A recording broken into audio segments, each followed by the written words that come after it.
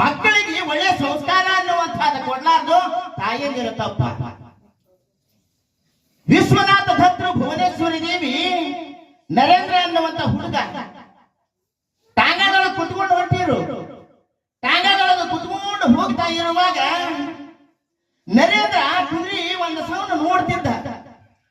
ಅವನಿಗೆ ಯಾವುದಾದ್ರೂ ಕಂಡ ಕ್ಷಣಕ್ಕೆ ಅದನ್ನ ಬಹಳ ಚಿಂತನವಂತನವಾಗಿ ವಿಚಾರ ಮಾಡುವಂತ ಗುಣ ಇತ್ತು ನರೇಂದ್ರನಲ್ಲಿ.